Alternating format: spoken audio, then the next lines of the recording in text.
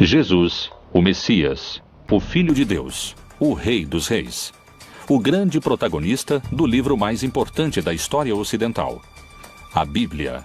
Um homem que muitos acreditam conhecer, mas que ao mesmo tempo é um dos maiores mistérios da humanidade.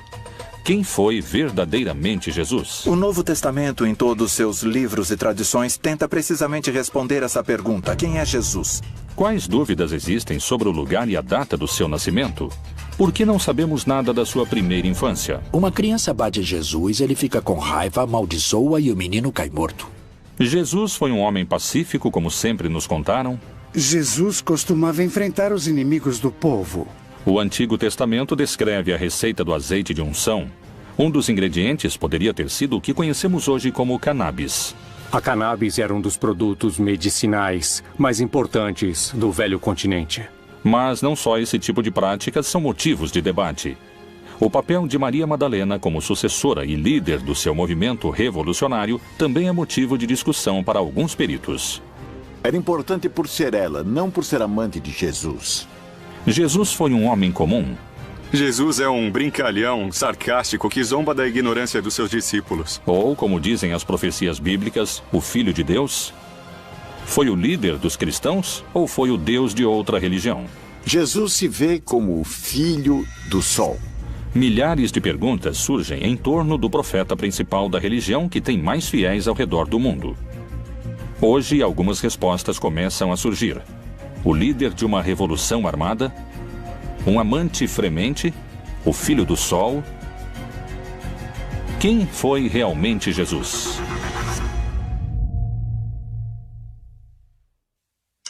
Belém, Palestina. Segundo a tradição cristã, foi aqui onde se iniciou a era que mudaria para sempre a história da humanidade. Os evangelistas não concordam com o lugar de nascimento de Jesus. Mateus e Lucas afirmam que Jesus nasceu em Belém, enquanto que Marcos e João afirmam que nasceu em Nazaré. A Virgem Maria é uma mulher da Galileia. A região de Israel está dividida em 3 regiões: o sul, Judeia, o centro, Samaria e o norte, Galileia. Aqueles são galileus. Nazaré é uma aldeia da Galileia. Então, um bom judeu tem que ser da Judeia e não da Galileia. Esses últimos seriam da periferia. Como descendente de Davi, o Messias devia nascer na zona davínica, por assim dizer, em Judá, em Belém. Como chega a Nazaré vindo de Belém, é também parte dos relatos que devem ser construídos. Lucas, que é quem faz o trabalho historiográfico mais importante, usa como dado de referência histórica um censo de Augusto César, e é na época de Herodes o Grande, em Jerusalém. Então, por motivo do censo, José vai a seu lugar de nascimento para o censo. Alguns dos historiadores não encontram o censo de Augusto naquela época. Eles encontram o censo de Herodes Antipas de 10 anos depois. É um censo local, não é um censo imperial. E os censos locais não se faziam no lugar de nascimento e sim no lugar onde a pessoa vivia. Por isso, alguns dizem que o censo não coincide historicamente. Isso tem a ver com que, na verdade, Jesus não pôde ter nascido em Belém por questões de cronologia histórica, e sim ter nascido em Nazaré. Os 4 evangelhos que formam a Bíblia falam sobre a opressão do domínio do Império Romano sobre a qual o povo de Jesus vivia.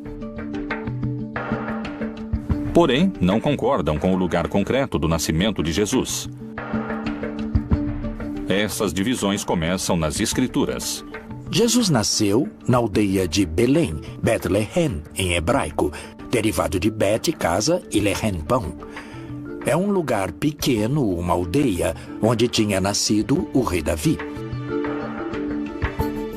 A história, no Evangelho de Mateus e no Evangelho de Lucas, diz que quando Maria engravidou, ela morava em Nazaré.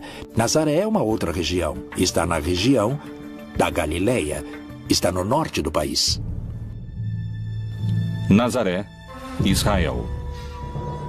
Uma pequena cidade em que hoje moram apenas 70 mil habitantes. está localizada a 115 quilômetros de Belém. 2 milênios atrás, essa viagem demorava quase uma semana e era em um território desértico, onde você podia morrer de desidratação ou como vítima de ladrões e bandidos.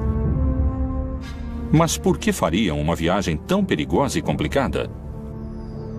Por causa da ordem que deu Augusto César de que, para realizar o padronamento, o censo, os homens com propriedades deviam voltar ao lugar onde tinham suas propriedades.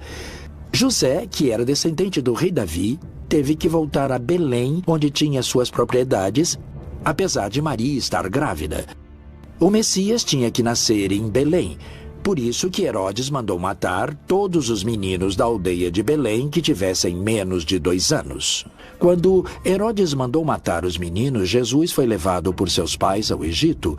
Mas quando Herodes morreu e José ficou sabendo, voltaram à Palestina para morar lá novamente. Mas não quis voltar a Belém, porque Aquelau, o filho de Herodes, era o governante e tinham medo de que continuassem procurando o menino. Ele preferiu voltar àquela cidade onde já tinha morado há alguns anos, onde conheceu Maria, a cidade de Nazaré. Nas páginas da Bíblia não há coincidências sobre o lugar de nascimento de Jesus.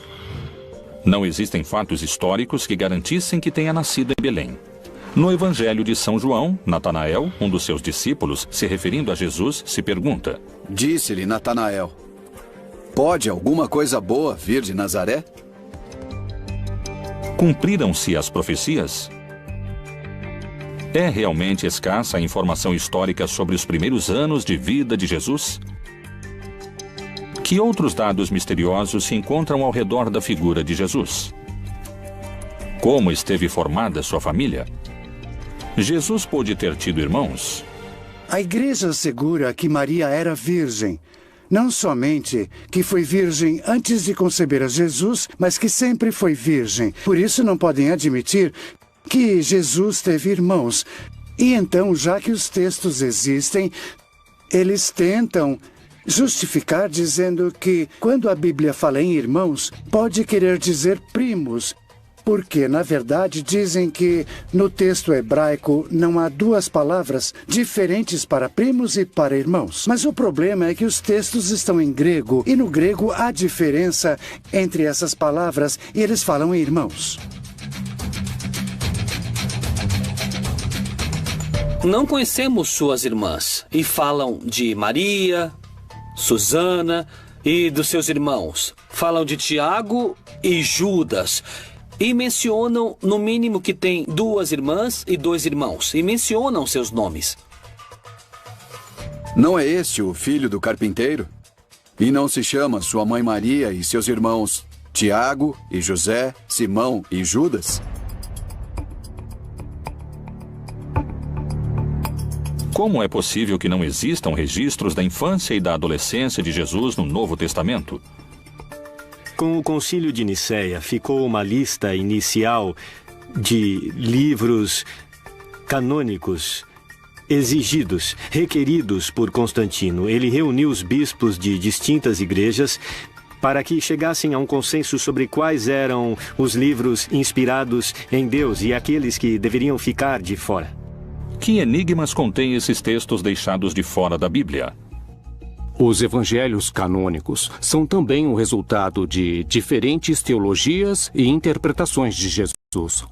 Todos, em última instância, são diferentes tentativas de entender essa fé em Jesus, a qual, desde o começo, parece ter gerado polêmica entre os seus seguidores. Por isso, os evangelhos, tanto os canônicos quanto os apócrifos, refletem diferentes interpretações dessa mensagem original e histórica de Jesus.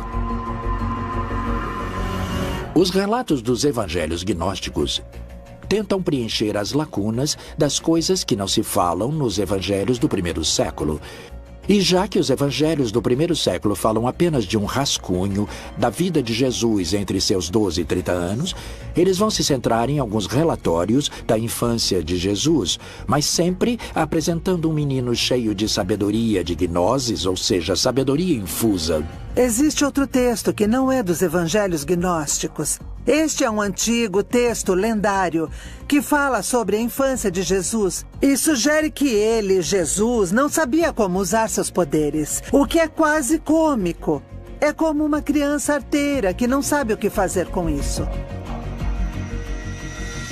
Jesus é um homem de paz, mas não deve se confundir com o sentimento pacifista que entendemos nos nossos dias, porque vemos muitas vezes a Jesus com um temperamento forte, inclusive fazendo coisas que nos pareceriam violentas. Um menino que corria, esbarra e bate Jesus por detrás. Jesus fica com raiva, amaldiçoa e o menino cai morto.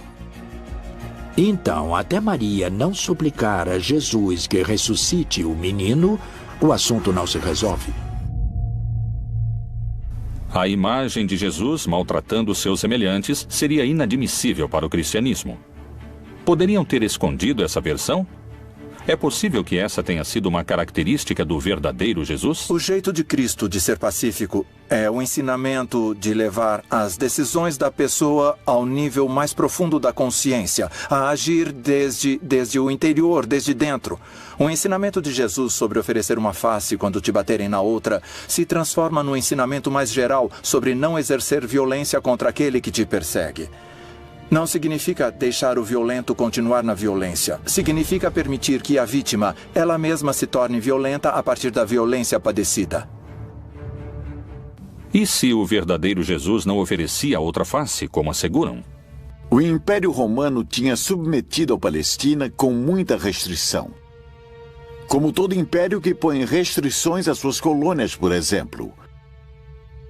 O campo estava devastado. Esse era o contexto.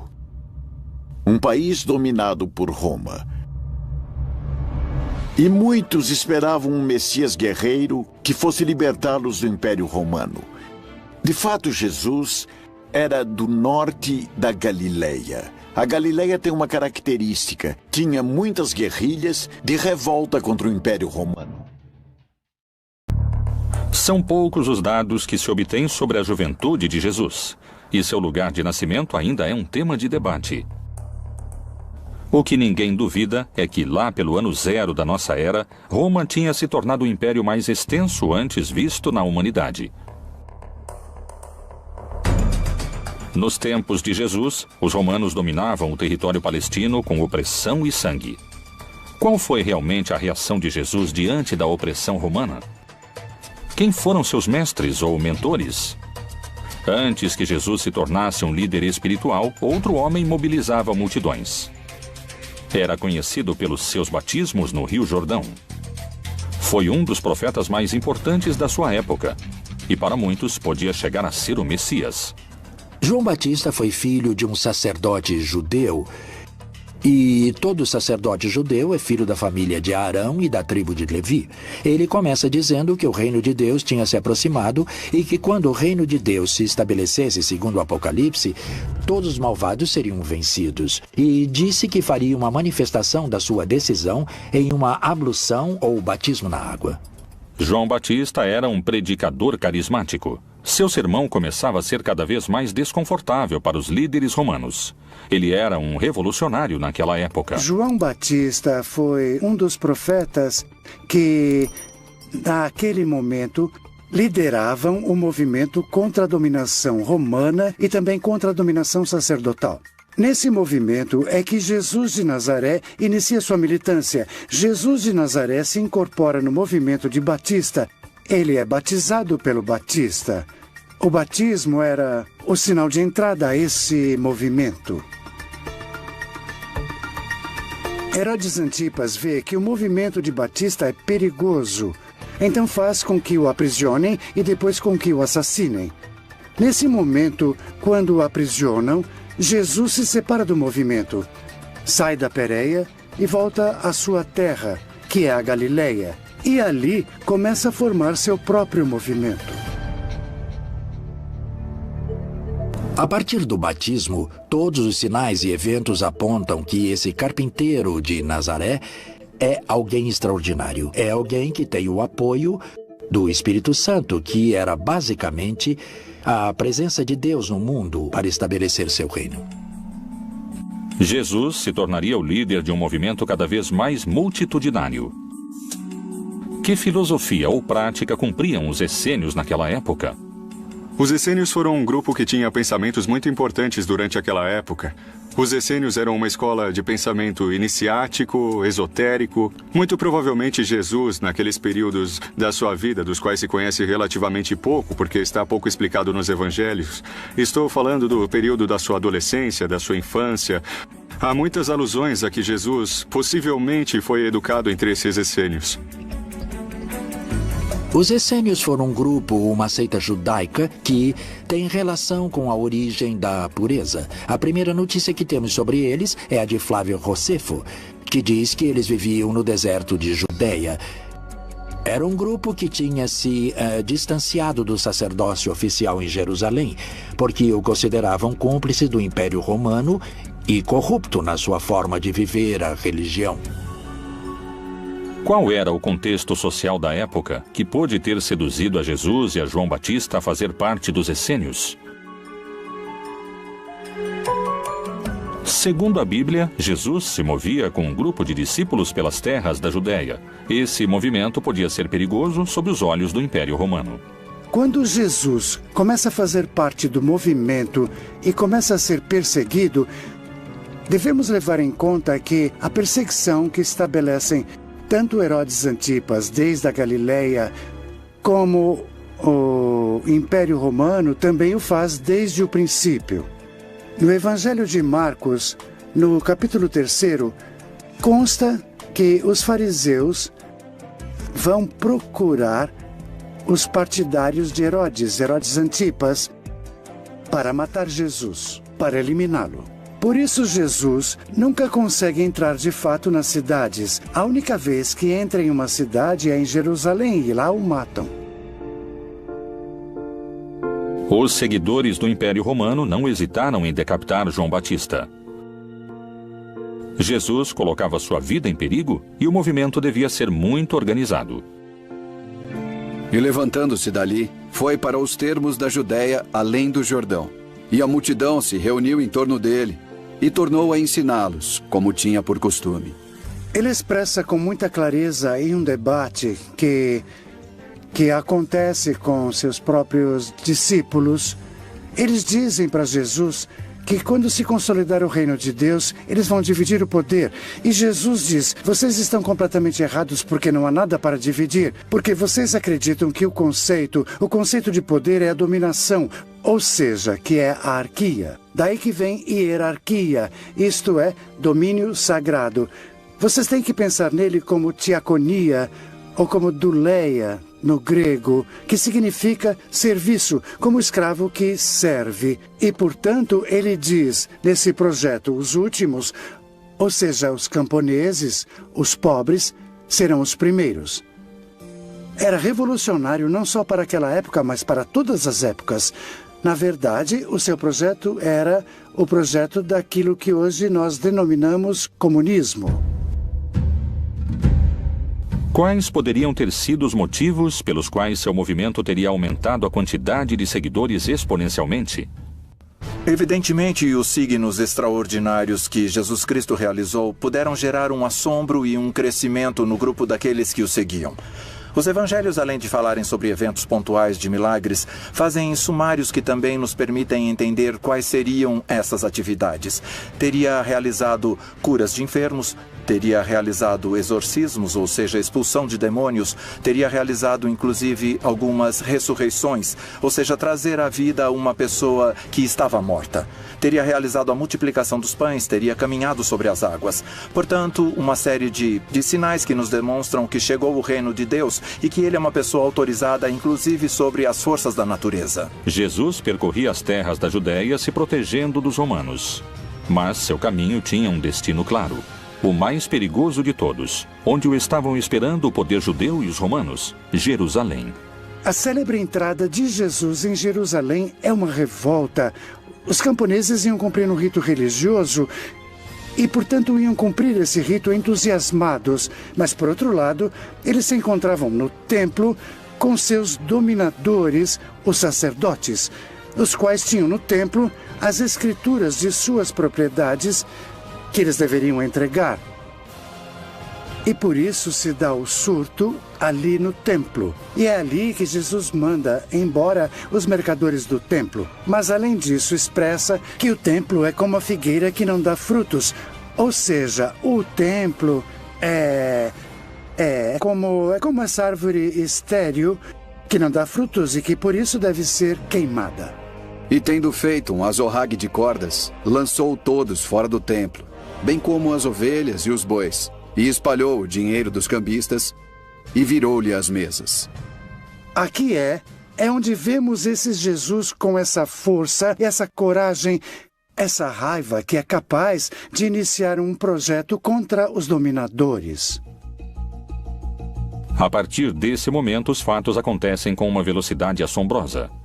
Ora, os príncipes dos sacerdotes e os anciãos e todo o conselho buscavam falso testemunho contra Jesus para poderem dar-lhe a morte. E levantando-se o sumo sacerdote disse-lhe: Não respondes coisa alguma ao que esses depõem contra ti?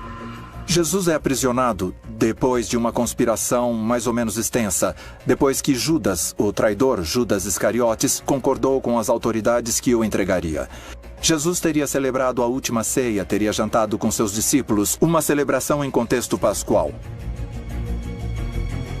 Teria ido até um jardim, o Jardim das Oliveiras, do qual ainda conservamos o nome e a localização, o Jardim de Getsemane, e teria sido aprisionado.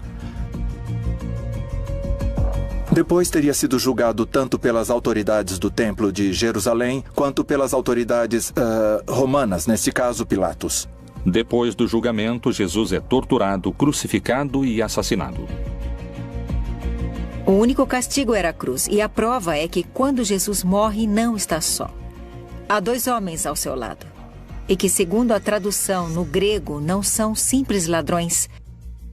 Eles também estavam sendo mortos porque eram personagens que tinham tentado fazer alguma mudança dentro da sociedade, mas não conseguiram, porque, há um sistema que oprime tão forte que o castigo era a morte. E o mesmo lhe lançaram também em rosto os salteadores que com ele estavam crucificados. Segundo o que conta a tradição bíblica, durante seus anos, Jesus percorreu as terras da Judéia fazendo milagres. Para alguns teólogos e estudiosos bíblicos, Jesus tinha contato com o profano e terreno. E na vida comunitária, as drogas cumpriam um papel central. Poderia ter utilizado drogas como um caminho de conhecimento divino ou de cura? Possivelmente utilizou essas plantas. Jesus também utiliza plantas medicinais para suas curas. É bem possível. Em Mateus, pode-se ler que Jesus cura a sogra de Pedro. E chegada a tarde, trouxeram-lhe muitos endemoniados. E ele, com a sua palavra, expulsou dele os espíritos e curou todos os que estavam enfermos. Em todos os milagres de nosso Senhor Jesus, a cura aos cegos, ou à morte, ou aos mancos, inclusive se levantando da morte, como ele faz. Todos esses milagres apontam sua identidade como Filho de Deus. Os milagres não são o fim, não é assim. Eram o que as pessoas queriam esse poder entre eles. Mas eles ignoraram, ou não quiseram ouvir, que nosso Senhor Jesus estava falando com eles sobre quem ele era, como Filho de Deus. E por isso, seu maior milagre se torna sua própria ressurreição entre os mortos.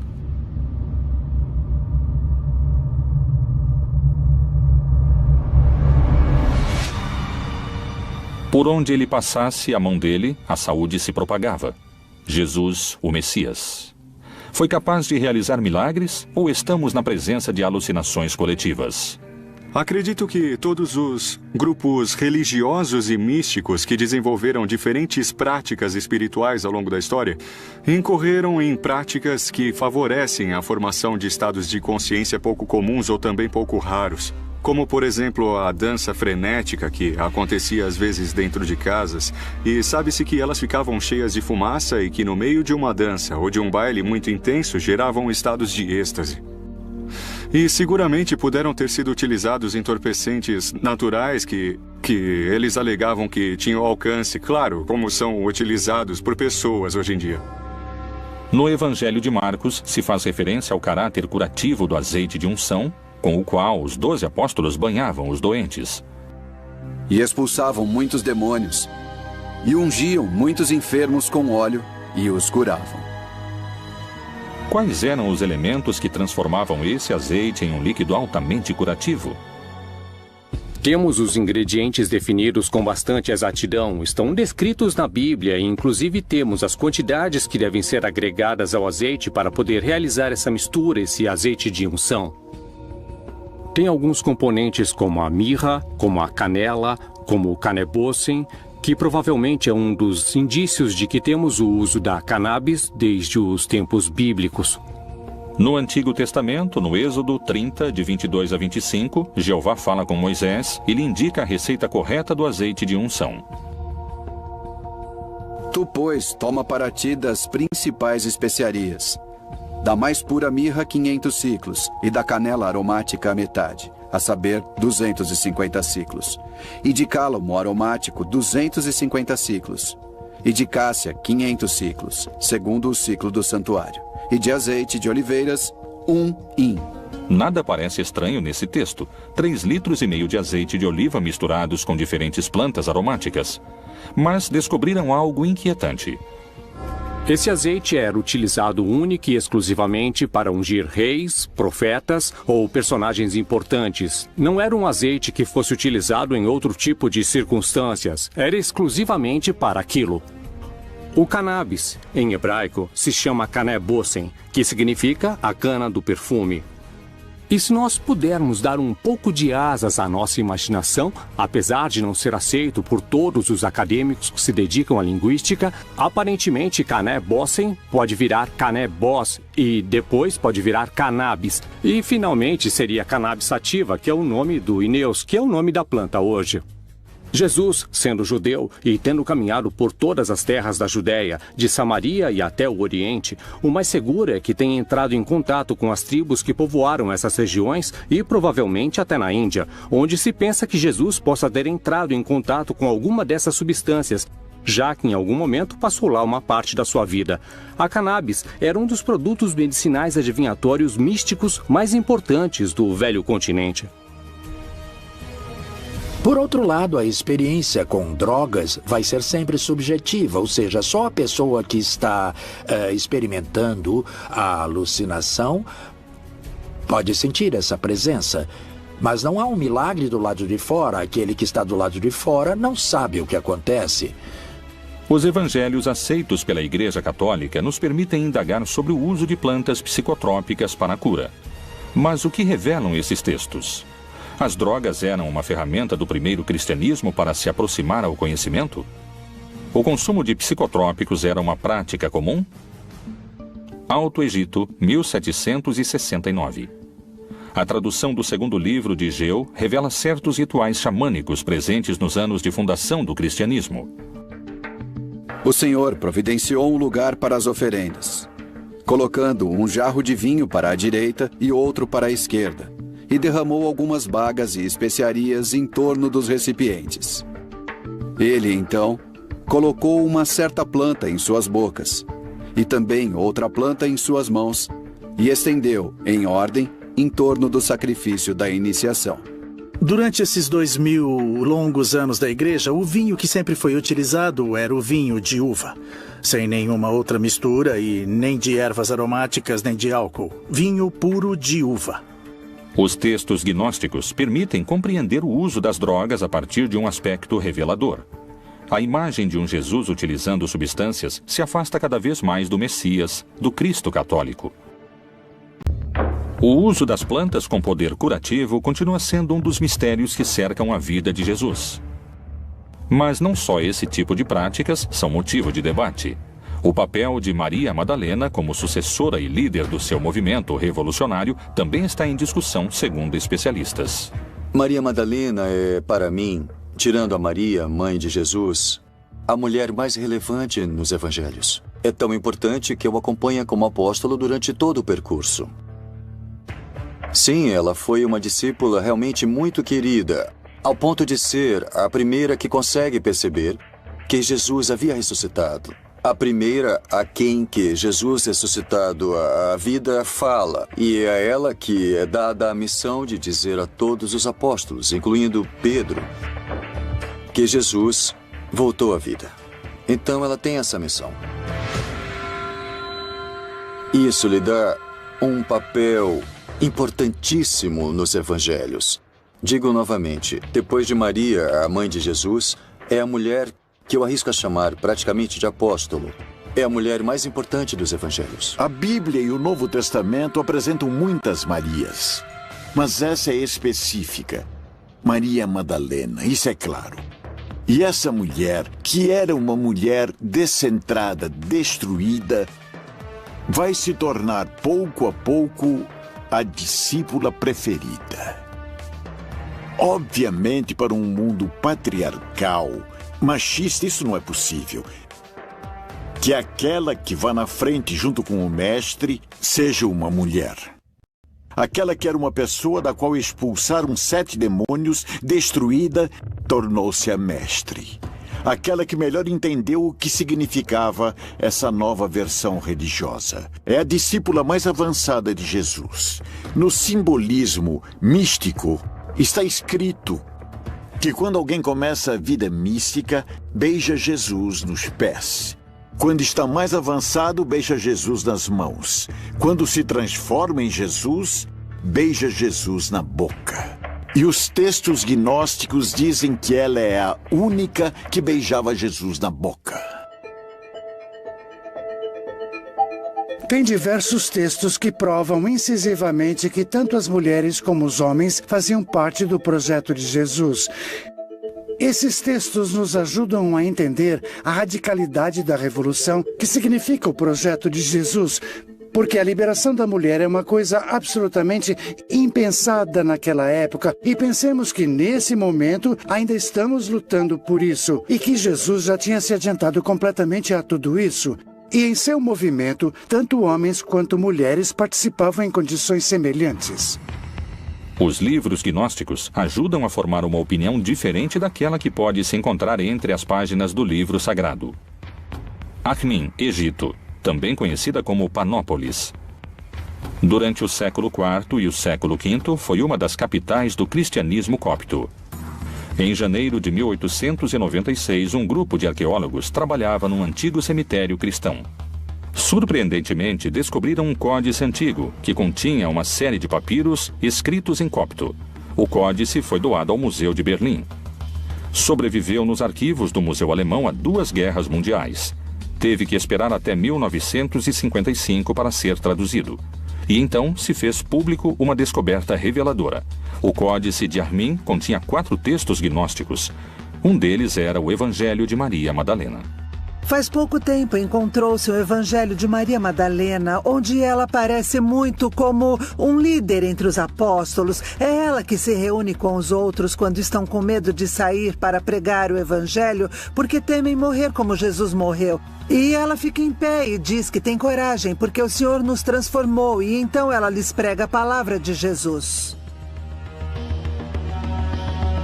O Evangelho de Maria Madalena se refere que a mulher vai ter uma importância muito grande pelo motivo de que é necessário retomar as ideias de que Deus também é feminino ou que também há deusas.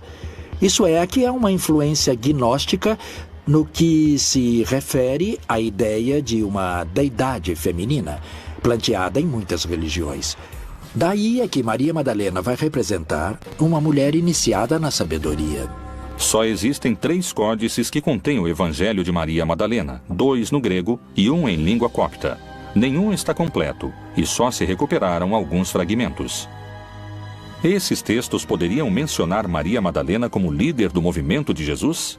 Ela prega sobre a palavra de Jesus e mais tarde Pedro lhe diz: não acredito que o Senhor tenha dito isso, creio que ela está inventando e que ela mente. E ela começou a chorar e disse: irmão Pedro, eu não sei do que está falando. Então, os outros discípulos entraram e também começaram a defender Maria e disseram que o Senhor amava muito. Quem é você para dizer que ela é uma pessoa inferior? Depois de ter dito isso, Maria Madalena se calou. Pedro respondeu e disse aos irmãos: dizei o que tendes para dizer sobre o que ela falou. Eu, de minha parte, não acredito que o Salvador tenha dito isso. Então, Pedro ainda estava com raiva de Maria. Mas Maria ganhou a discussão no Evangelho secreto, que nunca fez parte do Novo Testamento, talvez por esse motivo. Nos canônicos, Maria Madalena é a testemunha da morte, da sepultura e da ressurreição. A primeira pessoa a quem ele fala é a mulher chamada Maria Madalena. O fato de que Jesus fale com Maria Madalena antes de falar com qualquer outro dos discípulos poderia significar que é ela quem ele escolhe como sucessora do seu movimento? Era uma mulher que era importante por ser ela, não por ser amante de Jesus. Obviamente, porque Jesus morto lhe deixa o poder à amante. E pega o valor e pega a força de ser a líder de uma comunidade religiosa sendo mulher. E a envia a anunciar a seus homens que ele está ressuscitado. Pedro entra no túmulo e não o vê. Quando Pedro sai, ela entra e é com ela que ele fala, não com o homem. E ela tromba com ele e não o reconhece. E ela pergunta, onde você colocou o corpo do meu senhor? Então ele a chama por seu nome. Miriam, ele diz. Quando falam teu nome, você sabe que é você sujeito. Quando ele a chama, ela o reconhece. Ela percebe que é Jesus. Através dessa exposição, procuram legitimar uma corrente de comando que se transmite através da ressurreição à sua primeira testemunha. E Jesus, tendo ressuscitado na manhã do primeiro dia da semana, apareceu primeiramente a Maria Madalena, da qual tinha expulsado 7 demônios. Ela é de uma cidade, Migdal. Por isso é Maria Madalena ou Migdal. Migdal quer dizer torre fortificada. No lago de Tiberíades havia um porto de pescadores. Ela é de Migdal, por isso seu nome era Miriam, Maria de Magdala.